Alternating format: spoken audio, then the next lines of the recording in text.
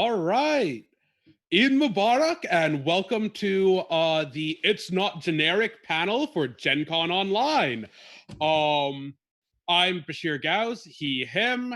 Let's just, I guess, introduce ourselves down the line. So, John? Hi, I'm John. I've kind of been gaming for roughly 35 years, started when I was 8. Been podcasting for about 5, and programming is my day job. So a lot of the things I kind of do revolve around that. Like I made an accessibility dice for the Genesis system because one of the players in the game, one of the GMs and players is blind, and so having a lot of the things that limit what we can play are the things that provide the tools, and so kind of had to provide the tools so we could play Star Wars. I want to hear about that. I really want to hear about that. I can go next, I guess. Hi, folks. My name is Ajey. I am a game designer and a games reviewer, kind of. I tweeted at Ajey Pandey. I tweet with the Tabletop Chop Shop tag. I write Bolt, which is a very fun game, in my opinion. Very biased, of course. It's going to get kickstarted sometime in September. So look out for that. Follow Bolt RPG, yada, yada, yada. Yeah, that's me. Am I up? Go for it. All right. I am Austin McKenzie. I am the co-creator of Valor, which is kind of a shonen seinen anime-focused tabletop RPG, and I pretty much do that all the time when I'm not working the day job. Yeah, a lot of Valor. We'll talk about that, and some of my misguided attempts in getting there. He, him pronoun as well. Cool. So that just leaves me. Hey everyone, I'm Ammourazz. I am a game designer, podcaster, math person, do all sorts of things. I've written for a bunch of games. I've put out a couple of my own games, including a hack of points, I think, on screen that way. Vaguely, I think I'm putting it to Ajey or I'm pointing the opposite direction. Doesn't matter. I've written a hack of both. It's very other than that, yeah, I've been on a bunch of podcasts. There's a bunch of stuff that I am scattered at listing, so you can find them on my Twitter. That's the easiest way to find all my stuff. Sweet. It's not generic. I know a lot of people want to start writing games, and very often the first question is, but where do I start?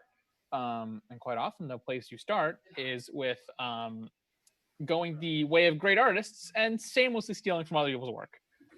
It's how everyone starts. And often it's a pretty good way of doing what you want to do. So I want to start with some hot takes.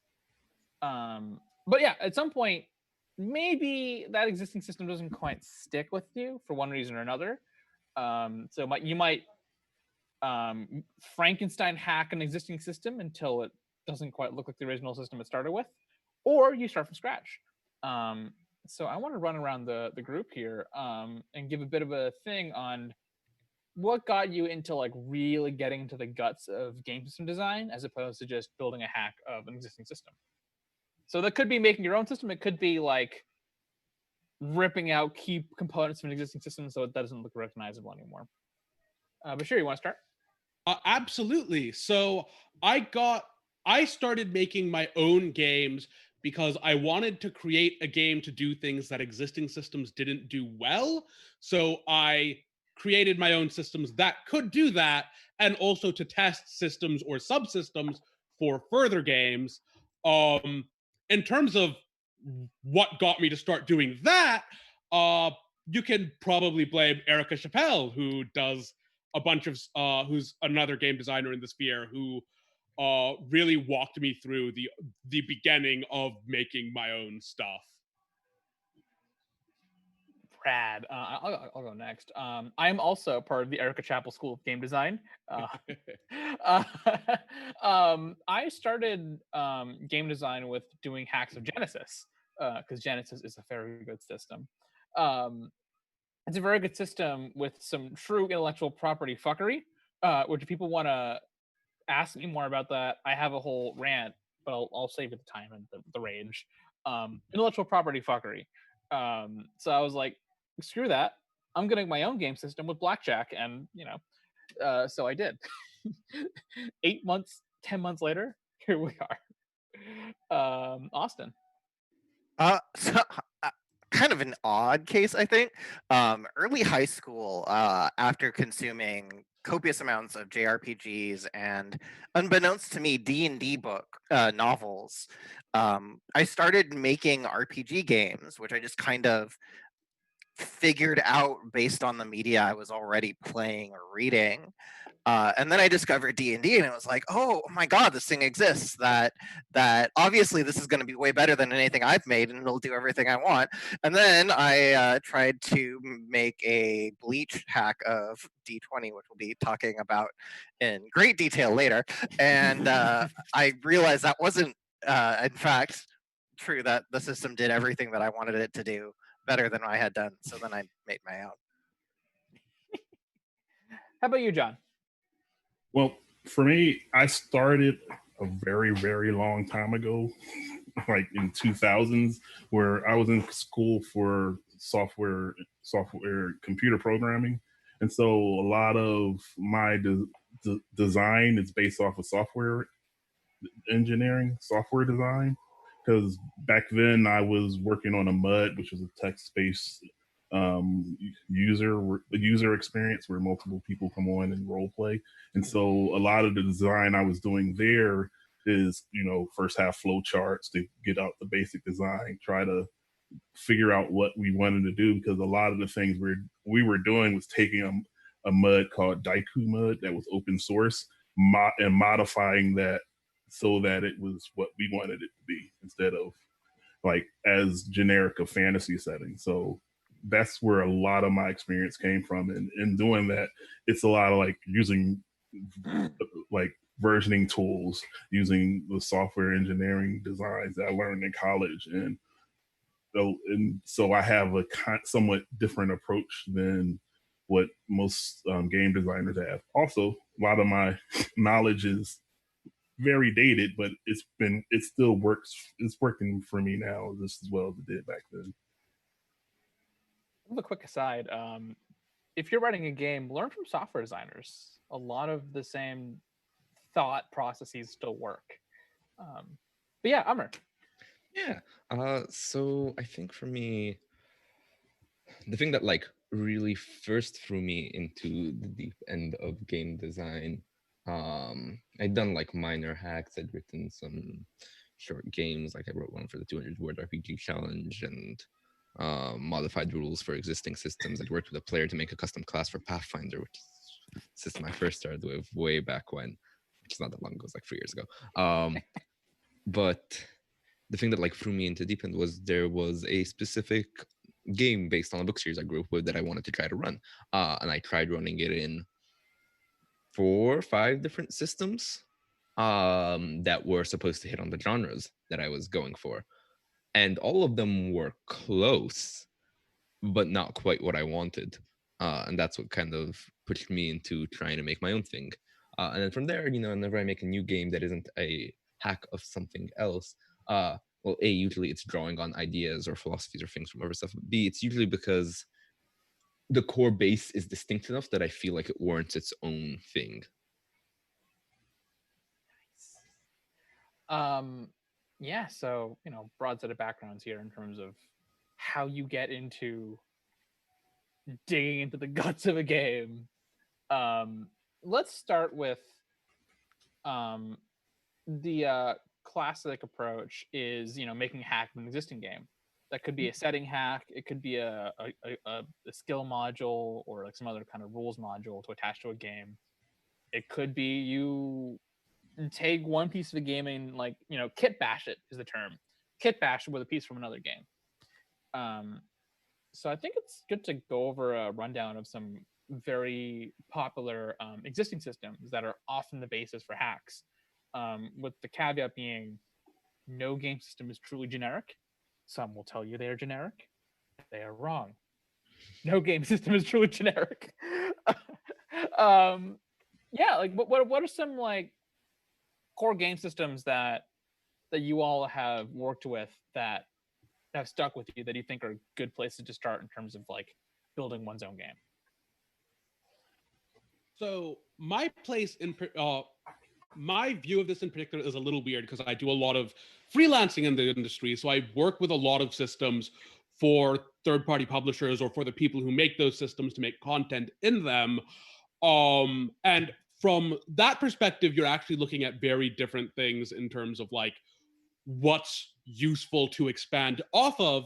When you're making your own game off of something, you're really looking for ease of how well the mechanics fit the aesthetic you are trying to bring it to with your game. At least in my experience, whereas as a freelancer, it's a lot more about like how easy is it to expand on these within whatever constraints have been set. And so I would like to, I guess, bring up Spire, which has a pretty bare bones approach to most of its mechanical expansions. But as a result of that, it's pretty easy to take that base system and modify bits of it to emphasize what you want out of it for your system. Spire's system, I'm blanking on what it's called. There is a name for it. Is based around pretty simple dice rolls with most effects keying off of resistances on characters. And those are all tailored around the setting of Spire, since it's a game very much baked into its setting.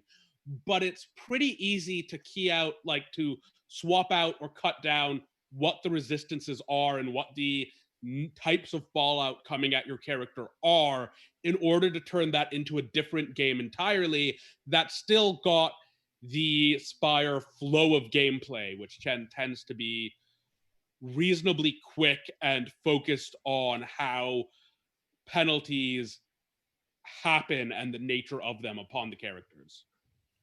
Cool. How about you, Austin? What are some systems that stick out to you in terms of Honestly, being the dirty capitalist that I am, I have often worked in, or at least adjacent to, the D&D space, especially with a lot of my initial development in 3.5 and then looking at 4E as well. My approach, I know from, because I think a lot about marketability too, in terms of just how you can get the system out and get it noticed. Being able to work within the D&D framework is good, if that's what you're trying for. Just being able to use something that people are familiar with, that comes with such a huge install base, especially too for your initial projects. Being able to do that can really help you kind of jumpstart your career and get some points behind your name. However, D&D is very focused in what it does as kind of this, like, kind of, I would say, combat and loot heavy system. So a lot of what I would do, and like we did this for Valor, is we also looked at other big systems that were doing what we were doing. We looked at Besem a lot, for example, which was kind of the, at the time, seen as the major, anime system out there. So really, for me, it's just look at what D&D is doing. Obviously, it has such a huge market penetration that being able to, if you can, draw on their established, familiar, comfortable mechanics, if they work, is great. But also look at what those who've come before you are doing and see where they can help fill in gaps for mechanics and feel that you're trying to go for what you want to do. Yeah. And John, how about you? Like, what sticks out to you in terms of systems? Oh, for me, the games that stick out most are like Blades, Forged in the Dark, and Fate. Since they're open source, so you can actually use as long as you provide the logo. But one of the things I liked about the system is how natural language is used to define the mechanics. And so it's very easy to take a system like that and modify it and change it to what you need it to do, because you can literally describe the mechanics because the words you use define what the values are. Absolutely. One of the other systems I've played, Lady Blackbird. It's like it's a small game. It's self-contained. It gives you a specific type of story that you play through. You can go in different directions. All the characters are built connected to each other, so that plays into driving that story and providing the desired effect. And so seeing systems like that, and Blades of the Dark does the same similar things, where you create a nice tight gaming loop, and everything progresses in the direction you want for this type of story you want to tell. And so I'll do like systems like that.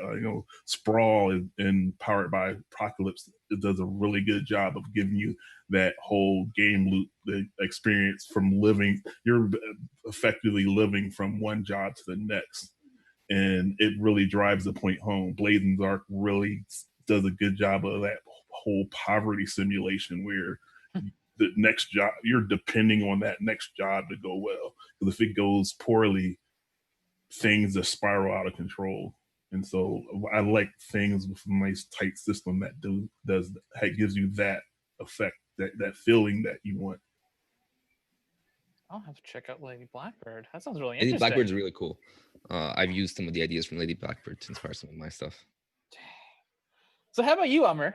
Yeah. What kind of systems stick out to you in terms of like hackable systems? Yeah. So I mean, the system that I've designed the longest and have not published anything in yet, because those projects are big scale projects, is Powered by the Apocalypse. That's the system that I've probably played in the most other than Genesis. And it's one that I've designed a lot in, both modifying existing games and writing my own games, including one generic Powered by the Apocalypse game, which I'm sure will come up later in this discussion. But when it comes to choosing like which systems to use or hack, it's usually comes down to like one thing that I think everyone else has touched upon, but I want to call explicit attention to. Ajey has talked about how the systems are not explicit. The different folks before me have talked about different game loops and different purposes, like how Spire has the certain flow of play. D&D gives you this sort of loot fight cycle. Forge in the Dark utilizes these simple game terms to build up to like certain things. All of those are essentially pointing out why the systems aren't generic, in that each one tells a specific type of story. And so when I'm choosing a generic system, it comes down to two things for me. One is the aspect of, does it fit the type of story I want to tell? To run down like real quick some of the systems that I really enjoy. Genesis, I think, is fantastic if you want to tell any epic stories where your heroes can feel really strong and competent, because it's a high competency system. Spire is great for telling really high competency stories, but also stories where you're gonna get wrecked. I was gonna swear, but you're gonna get messed up real bad when you're playing that system. D&D is great for telling combat stories, depending on what you want from the combat stories. Or if you're playing like 4E, you could get a really tactical combat story. And using D20 or D100 to be more generic, D20 and D100 is actually great for lower competency stories. Especially if you go to D100, you're often getting stories where you fail into death a lot of the times. Like that's usual. Like you have Dark Heresy, Cthulhu, stuff where you're not meant to be succeeding a lot of the time. Some break the mold, but that's kind of the core of the design usually tends towards. Powered by the Apocalypse tends to do really specific genre stories well. Forge in the Dark tends to do group play pretty well. Fate is a system that's pretty good for a more sort of consistent story, where it's about building up towards a point and there's not as much swinginess since the dice average to +0. That's kind of the big aspect to me. The other one is the economical aspect and the more like industry status aspect that Austin hit on a bit.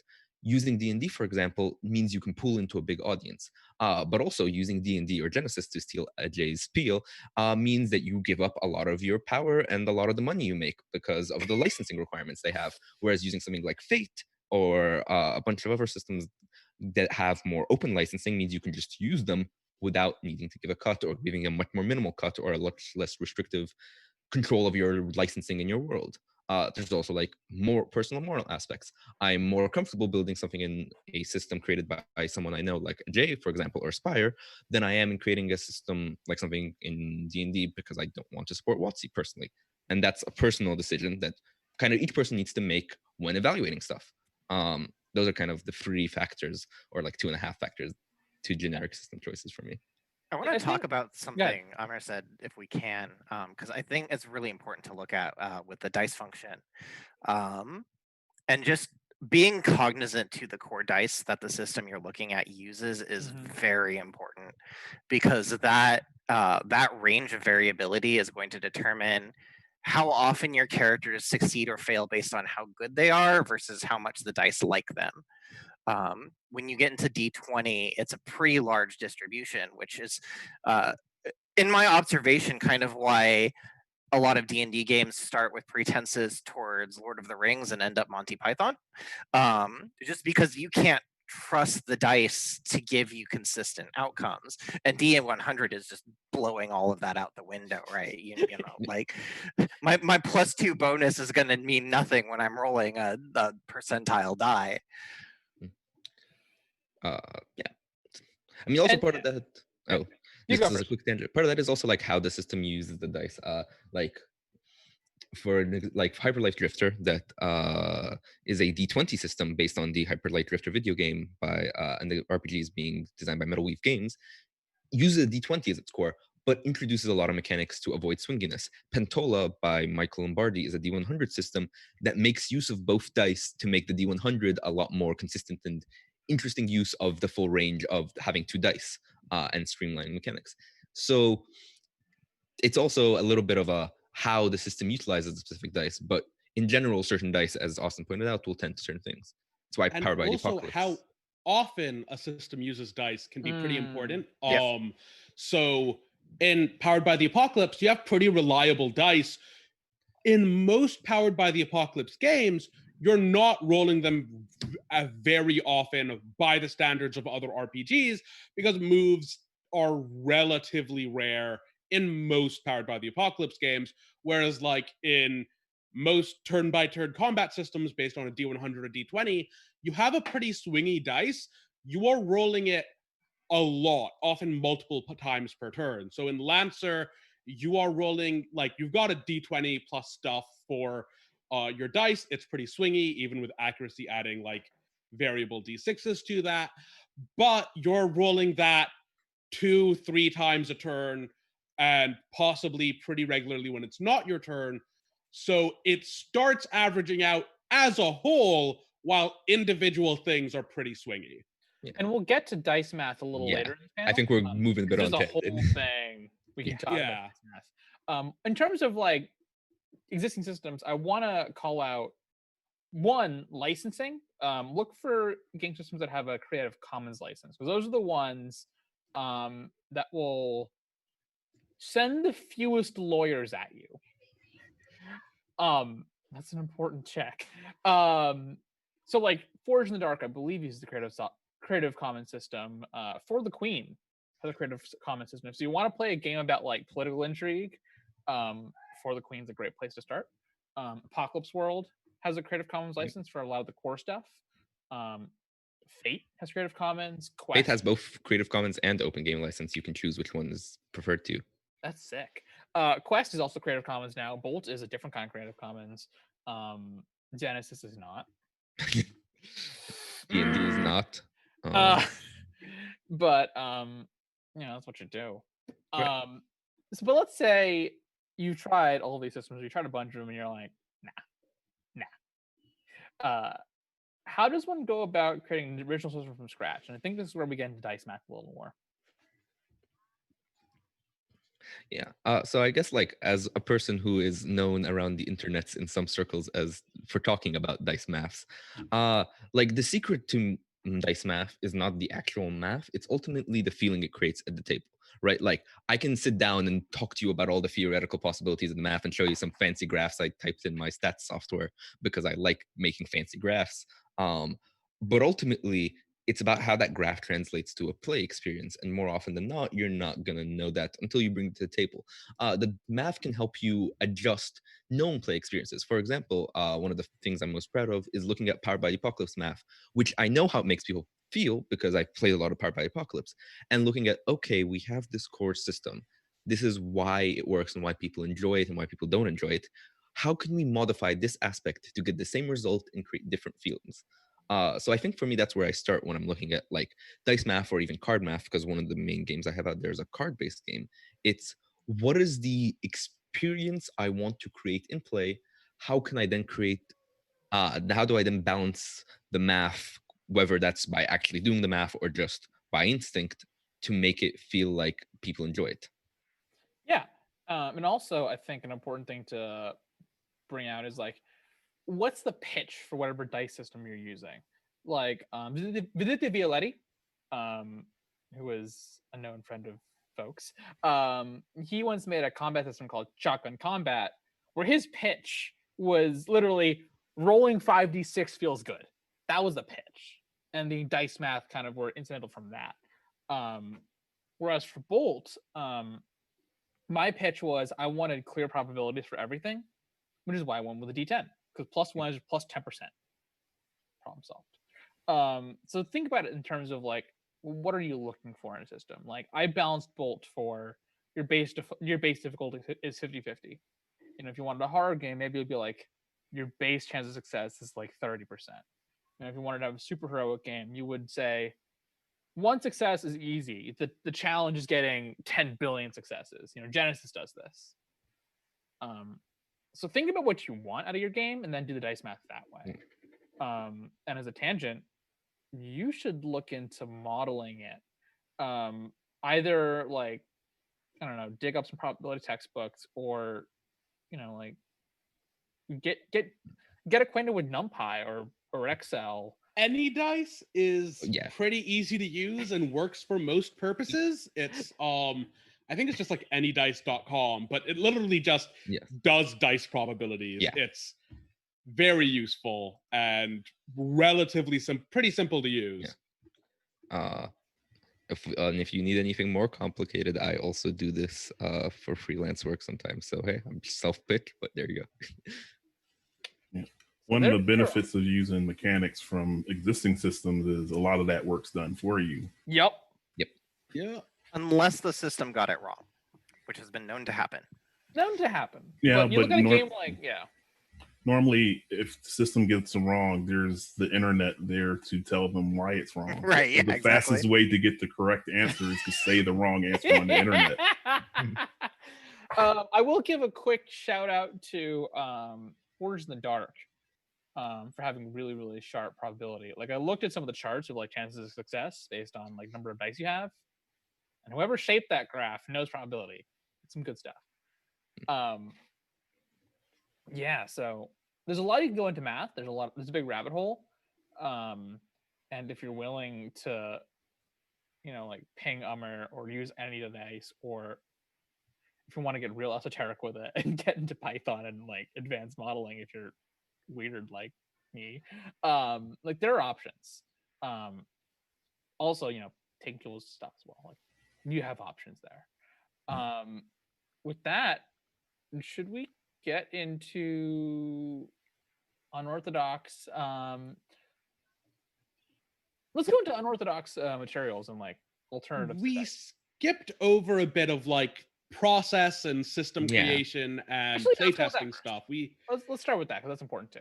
So I think that's something we want to get into before we get into like unorthodox materials and the like and more esoteric stuff. And in terms of process, the first thing I really recommend is figuring out what the scale and nature of your project are. Are you making like a one-page game like Honey Heist? Are you making something that's going to fit on an index card? Are you making something that's going to be 5 pages, 10 pages? Are you going for a full rule book, 50, 100, 200 pages? And these are all going to require different approaches from you as a designer, and are going to ask you to pull different things from whatever systems you're taking from. Absolutely. Like also a matter of like, are you creating a system? Are you creating a setting on top of an existing system? Are you creating an adventure module? Those will all require different amounts of like page counts, and also different amounts of like how much mechanics you write. If you're writing an adventure model, you can keep mechanics tinkering to a minimum, or you can go nuts in terms of mechanics fuckery. And it's just a matter of like how much you want to spend on one singular project. Austin can attest to how much time you can spend on a single project. Talk about that on my turn. Or like if this is the thing you want to like get a good chunk of done in a weekend. Like there's a wide swing in terms of scope and in terms of like what are you trying to go for? Yeah, I tend to personally, I would say after kind of defining that scope, I would say your very, very first goal is making something that's playable. Because you want to be testing this thing, and this kind of gets into what we're going on into down the line, but you want to be testing almost immediately. When we made Valor, we it was kind of coming off of working with D&D 3.5. We played some Besm, didn't really like it. We saw some of what 4E was doing, and it's like, all right, we're gonna do this thing. The game in its core and its defined concept, I would say within about a year of our development, I was very certain I was pushing for like a full bells and whistles system because I'm a crazy person. We knew kind of that scope, and we had it playable within weeks of just mashing it out. And within the first year, Valor as it exists today looked more or less like it was supposed to. But we then spent, it was about 10 years of playtesting just to get it right. And that's the kind of thing you might expect for the scope that you're looking at, especially if you are someone who's doing this as a side college / outside of your job project. But the sooner you can play test it, the sooner you can know where it breaks, the sooner you can know what you're doing right, what you're doing wrong, what really resonates with people, what really doesn't. One of the things we picked up very early, for example, going back to the dice mechanics, is we decided we would do D10s since they offer a nice consistent kind of 10%, which Ajey was talking about. But then we decided we would do an opposed roll system, which also flattens out the predictability even more when you have two people each rolling the dice. And because we were designing an anime style system, it felt better to be like, I'm attacking you versus I'm rolling to defend myself. And just being able to test that thing early and seeing people's reaction to that is invaluable. And if you were go Dummer. I was gonna say I agree with most of that, but I do want to push back on one of the ideas. So like I think that 100% agree that playtesting early can reveal a lot that you might not recognize. I would push back on the idea necessarily that you want to always tend towards having something that's playtestable as soon as possible. I think that's a super valid design strategy. It's one that I use a lot, but I also don't think it's fair to say that is the only one that you should be using. I think it can be the easiest to pick up on, especially if you're a new designer. Even as a super experienced designer, it can help get you motivation. Like the big advantages are once you play the game, you can see what breaks, but also you can get excited about it. It's so much easier to get excited about it once you see it being done. But if you find yourself having a tendency to like want to flesh out more before you're comfortable showing it to others, don't feel like you're obligated to rush to show it, is I guess the thing I'll say. Oh yeah, absolutely. I think that's a good statement there. It's get it out there when you can, but you should be comfortable, right? You should feel good about your project before you're pushing it out there. That in and of itself, though, is another indicator. If you are working on a project and you keep pushing out the time, like if you've got this in mind, it's like, all right, I'm putting this together, I want to play test this, and you keep pushing back that play test, you should start asking yourself, why do I keep pushing this back? What about this isn't working for me? Why am I not excited to show this to people? Because that can be a canary. It might not be, but it can be. So you should look at that. Examine your feelings. Playtesting is something that also varies heavily on the scale of the game. Like for something like Valor or Bolt, which are reasonably large, yeah, you need a significant amount of playtesting and some sort of design schedule that's going to get you that playtesting. For if you're making one-page games, like if you're making a Honey Heist, you need to get tone and you need to get ideas and evocativeness down far more than you need to get early playtesting down, just because there's not a huge amount to playtest. A lot of my indie work are pretty small games. A Trip to Earth, Bare Acquaintances are both like 1 page long or within 1 page, and there wasn't a huge amount to playtest or check math on in there. I just needed to make sure that this is a concept that would be compelling for people to play. For Bare Acquaintances, it was not feasible to playtest because the game is based around sending letters to each other, which is a time scale that I could not playtest in my release window for the game. Like, it wasn't going to happen. Yeah. I can say also that like a lot of games that I know that are really cool and that are even some personal favorites of mine were not playtested at all before release. You don't like, if you put something together that you think is cool and worth sharing, and you don't have the capability or energy or desire to playtest it, you don't have to. Yeah, it's like Now, like if you're designing a tactics game, you probably are going to want to playtest it once or twice or a dozen times. But if you're designing something that's not as reliant on the mechanics working together perfectly, then yeah. And even if you are making a very tactics heavy game, like, you shouldn't wait for the game to be perfect, because it's not going to be perfect. You know, there's going to be jank. There's always going to be jank. So just get something out the door. You know, even if it's like, even if you're like, oh, why people hate it, like, that's fine. Like, let people have issues with it, because you start with something and you can make it better from there. Yeah. People Speaking are of- very good at identifying things that are wrong. Sorry, I didn't mean to cut you off. Absolutely.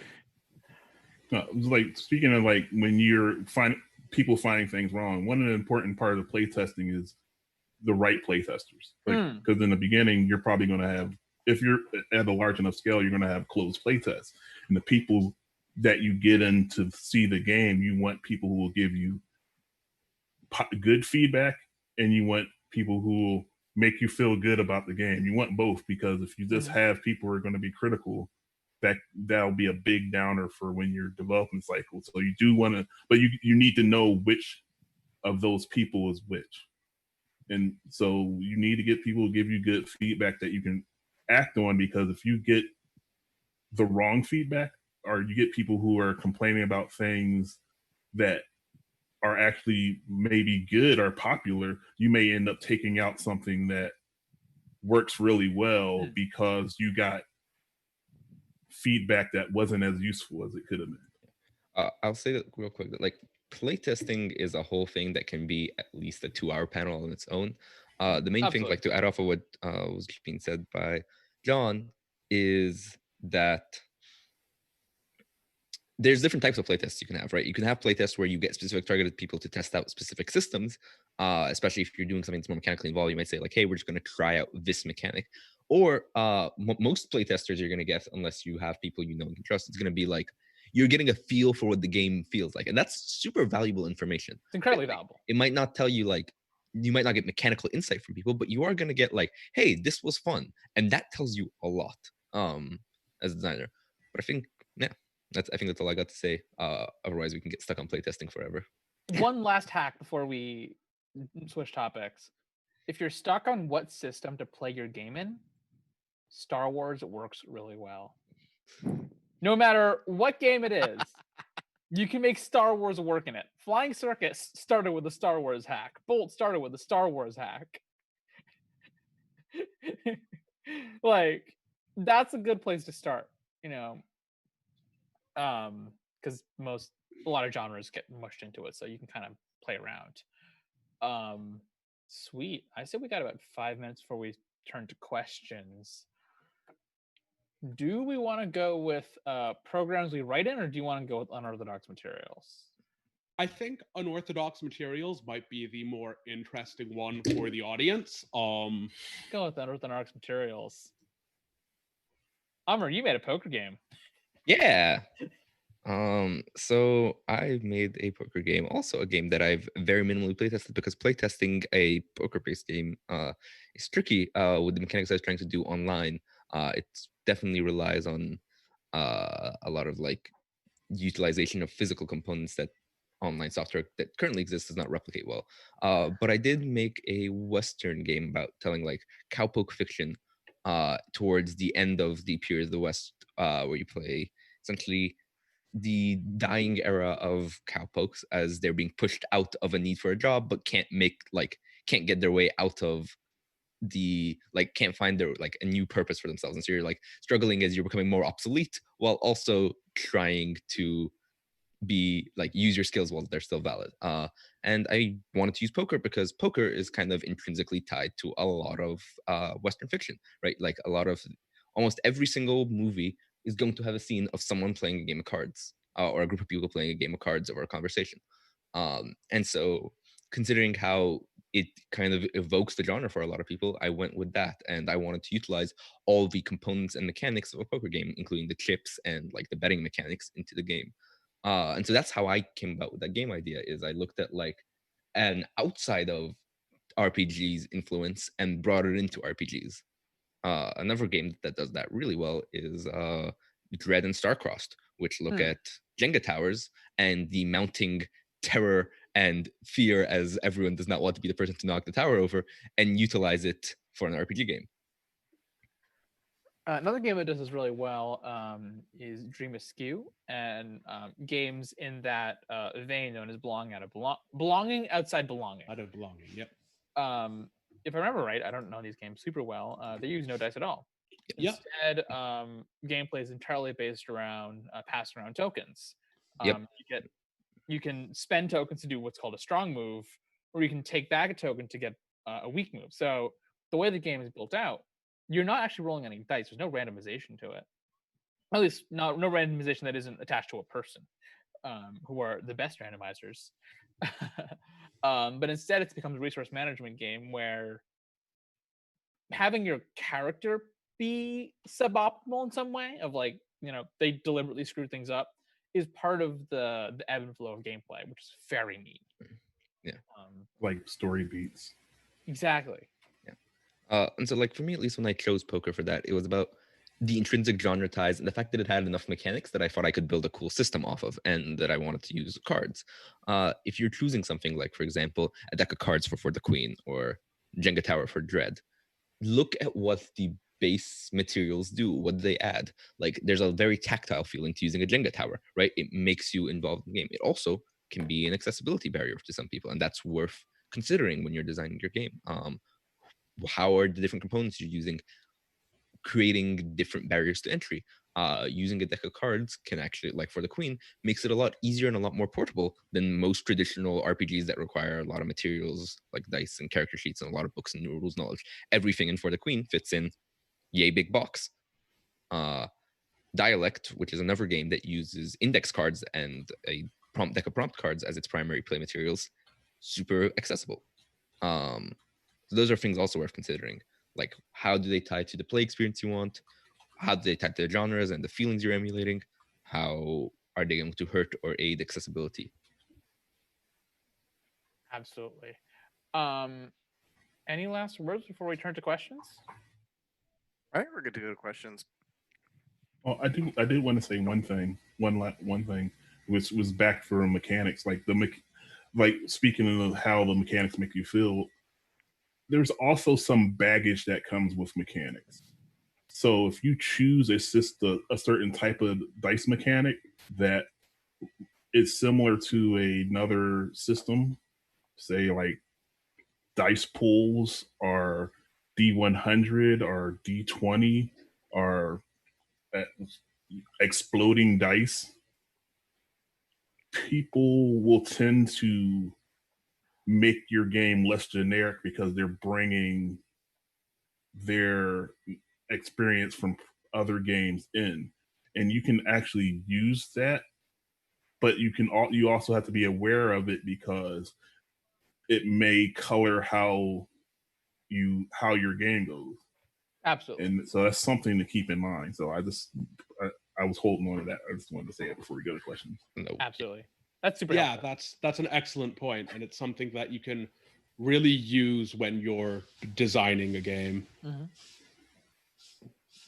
Yeah, I mean, to kind of like a big thing is that a lot of people, especially who are trying to introduce folks to non D&D or D&D adjacent games, is even if your game is entirely different, you're going to be battling a lot of baggage and assumptions brought along from if folks have experienced those games.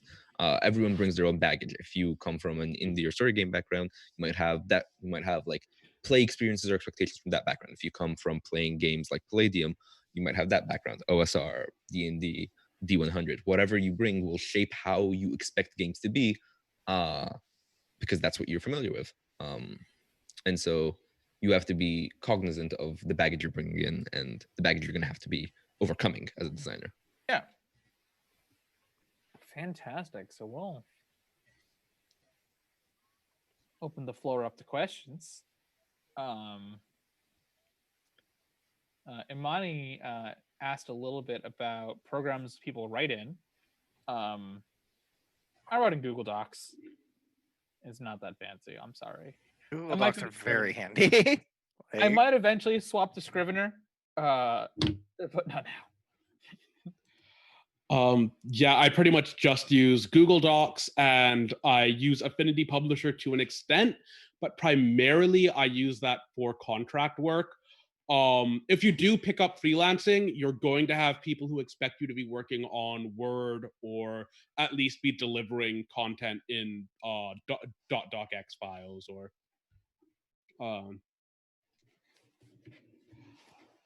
let's see. Question: how essential is it to introduce something mechanically unique when designing or hacking a game? Not at all. Completely unessential. You you do not need it in this. You do not need to do this in the slightest. It can be useful if as a draw or if you're getting something out of it. But if you are not getting anything out of introducing something mechanically unique, you do not need to introduce something mechanically unique. With all mechanics, really, it's does this make the game feel good? Does this mechanic help the game achieve what I'm trying to do with it? If yes, great, use it, make it, whatever. If not, fucking don't. Just don't do it. Yeah, mechanics are kind of like stories. It's like you're not there's so many stories for so many thousands of years. You're going to no matter what you do, it's going to be similar. The real difference is how evocative is the language for the things you're doing, and because that's what differentiates it, not the actual mechanics themselves. Definitely. Yeah, like a lot of game design is often combining existing mechanics in different ways, and sometimes that can create something entirely unique. Like sometimes if you take two things together in a way that hasn't been done before or some people haven't seen, then it's creating something new and unique. Sometimes you're just putting two things together and just because it's fun. It doesn't have to be anything novel. Ultimately, like if you are interested in chasing like creating new, unique and novel things, hell yeah, power to you. But if you just want to make things that are fun, that's super 100% valid as well. Because a lot of times you'll see a mechanic and like, this mechanic could do with one less dice roll. And that's all you want to change, because it's just like, yeah, we don't need the second dice roll. Or conversely, you might like, I want this to be more than it is, so I'm going to add a chart. If that, because a lot of people love charts, and so if you roll a dice and you get to roll on the chart, they eat that up. So it's really how you want to embody the action you're trying to accomplish or the feeling you're trying to accomplish. I mean, honestly, if you're playing even D&D 5e and someone asks you, if like one of your players asks, "Hey, can I have a feat for suplexing someone?" and you write that feat, congratulations, you're a game designer. You know, like. If you ever had to house rule something that you weren't clear about the rules of, congrats, you're a game designer. I'll also add that, like, as someone who basically adds new and novel mechanics to every game, because that's just who I am as a person, you will save yourself a lot of heartache by not doing that. It's fun. I love it a lot, but it is also a pain sometimes. So, you know, don't feel obligated to do it. If you get really into game design, people don't want to talk to you anymore. They do want to play with you, however, because they know that you're the game master who's going to help them achieve their fantasy and get what they want. So trade-offs. Mag Mirror Test wants to know what's a mechanic in a game we wrote that we stole was inspired by something else in another system. Let's go around the table for this, Basheer. Let's see. Give me a moment here. I feel like I took friction from somewhere or momentum from somewhere, but I'm not sure where. Modiphius So- Star Trek game. Star has Trek momentum. Adventures. No, it's so momentum in It Was Never Yours. I might have renamed it to friction at some point, but is when you succeed at things, your next actions get harder. When you fail at things, your next actions get easier.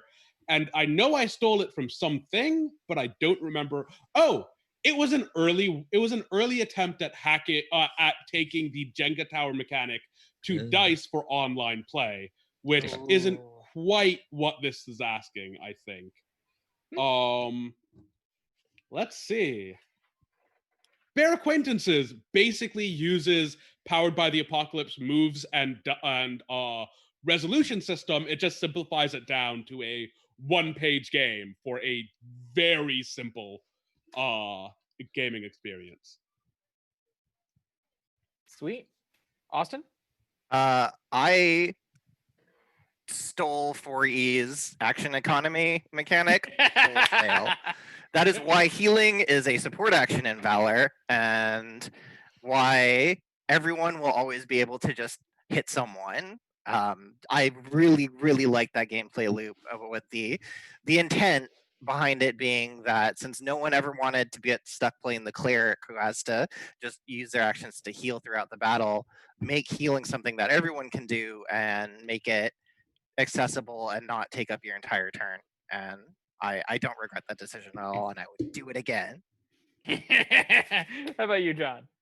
Well, the continue with 4A, I took the skills challenge because I like, especially, I'm not the skills challenge people use when they just bought the module but never read the DMG, the actual DMG skills challenge where they explain how it actually is supposed to work. It's really useful. It's flexible, and it can be a fractal because you can have a skills challenge buried within a skills challenge to create an entire session of nested skills challenges. I love that. Yes, skillception. How about you, Elmer? So I've done this a lot. Like I do Powered by the Apocalypse game design. A lot of that is just stealing tech from other Powered by the Apocalypse games and giving it your own spin. One system that I've been working on that's been on hiatus for a little bit was a Pokemon game specifically trying to replicate the storytelling style of the anime of the video games, because a lot of games already do the video game core loop of play in tabletop sphere. And so for that, I stole two kind of big Powered by the Apocalypse ones, and we use them in unique ways. One is the plus questions mechanic from Brandon Leon Gambera's Pasión de las Pasiones, which essentially removes stats and has you ask questions before you roll, and you get a +1 for every yes. So it incentivizes you to act into certain archetypes or certain behaviors to fulfill the story narrative. The other one that I stole, because I see talk over a lot of wrestling in the chat, I used a combat system inspired by Worldwide Wrestling. I think Worldwide Wrestling is one of the strongest systems out there for telling collaborative combat stories, in terms of the goal not being to win, but rather the goal being to hype up the narrative, since it's a wrestling game where eventually someone will win, but usually that's decided by the GM or booking. So most of the time you're just about telling cool fight sequences to build up this combat narrative. So I took that and modified that to work for Pokemon, giving it a bit more structure to work without a specific booking, since there isn't necessarily someone who's guaranteed to win. The other example of that is literally like a week old. I wrote a hack called Dash of Bolt, which I took everything from Bolt, took aspects and stunts from Fate, and mashed them together. The game itself has a couple of novel uses of mechanics from both games, in my opinion. Yes. But the core mechanics are literally exactly Bolt and Fate smashed together. It's very fun. Do For we me, want to hit this last question? Do we have time? we do. I'll just say quickly, I stole the combat rhythms for Bolt from Cyberpunk 2020. That was the inspiration. Yes, let's go to what is the most overly complicated game system you can think of, or what has frustrated you the most? Who has thoughts on this? Shadowrun. It's not the most complicated game system I can think of, but it's the one where in the process of playing Shadowrun, the thing that has stopped me from playing Shadowrun is the game Shadowrun. It spends a lot of time getting in your way. In kind of a similar way to, like, there are some other games that do this, like Eclipse Phase, which some of them are arguably technically worse about it, but they are less mechanically obtrusive about it, or at least you went in knowing that you didn't care what the game system said about how to play it. For Shadowrun, you generally go in thinking, I want to try and play this game in this specific way because that's the way it's marketed itself. And then you try to, and unfortunately, you are playing Shadowrun. Shadowrun is best when you replace Shadowrun with a different system.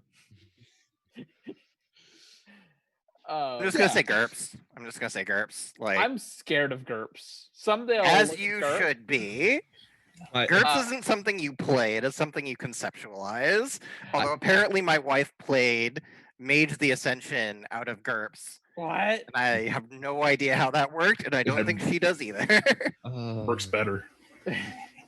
I personally have like minor nerd rage issues with Fate that have nothing to do with the quality of the game. The game is fine. I have personal issues with it in terms of what I like about games.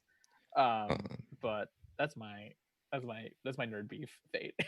John, do you have something you would add? Well, it depends if it's a game I've played or a game I have not played. Because I tried to read the game World of Cinnabar, and it was a nightmare. It's like 5-point font with like a I've trillion met that pages. guy. He's super nice, but he's like, his brain is completely next level, and it works in his head. And for those who love it, it's great. But yeah, like, What game? there's some deep magic going on World there. of Cinnabar. World of Cinnabar. So now, game I've actually played that actively makes me frustrated is I hate to say this because one of my friends is on here and they're gonna like be mad. Is Pathfinder.